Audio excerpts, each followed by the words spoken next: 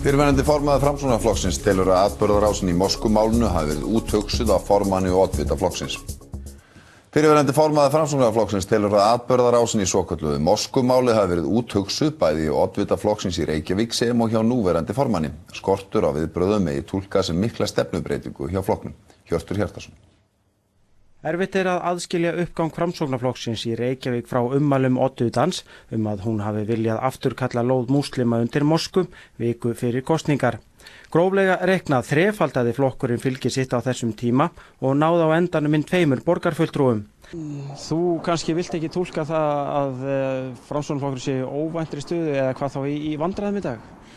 Ég á erfitt með að segja það vegna þess að mér virðist að þetta hafi verið vel undirbúið herbragð og við sjáum það að það heppnaðist býsna vel í atkvæðatölunum.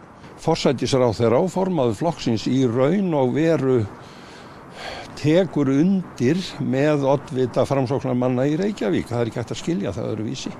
Jón telur að viðbrögð Sigmundar Davíðs Gunnlaugssonar forsætisráðherra hafi verið úthugsuð. Ég get ekki skilið það öðruvísi, hann hafði langan tíma til að undirbúa sig og hann vissi af þessu máli með góðum fyrirvara og þegar hann úttalar sig þetta þá fyrst og fremst finnur hann að viðbrögðum annara. Heldur að það verði átök á komandi miðstjórnarfundi Framsóknarflokksins? Nei, ég á nú ekki von á því. Ég held að flokksformaðurinn hafi mjög góðan stuðning í flokknum og ég held að menn séu mjög mótaðir af því að þetta hafi skilað atkvæðum og ég á ekki von á því að þetta verði mikið umdeilt núna. Ég ger ekki ráð fyrir því fyrir kannski eitthvað tíma síðar. Jón starfaði lengi fyrir Framsóknarflokkinn og var formaður hans frá miðju árið 2006 fram yfir alþingiskosningarnar vorið 2007. Þó að við höfum verið þjóðrækilega sinnaðir og séum það ennþá og þjóðhyggju fólk, þá voru okkar viðhorf mjög ólík þessum viðhorfum og ég tel að þetta séu mjög óæskileg og óheppileg sjónarmið sem hérna hafa komið fram. En ef engin viðbrögð verða við þessu þá það náttúrulega býsna alvarlegt og mikil breyting á stefnu flokksins.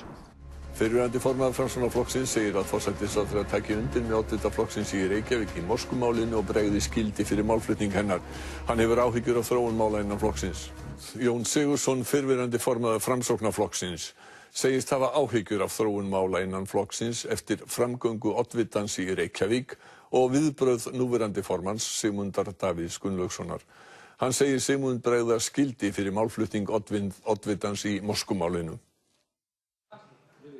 Sigmundur Davíð Gunnlaugsson forsætisráðherra sendi frá sér yfirlýsingu í síðustu viku vegna ummæla Sveinbjargar Birnu Sveinbjörnsdóttur, oddvita flokksins í Reykjavík að afturkalla lóðarúthlutun til félags múslima á Íslandi.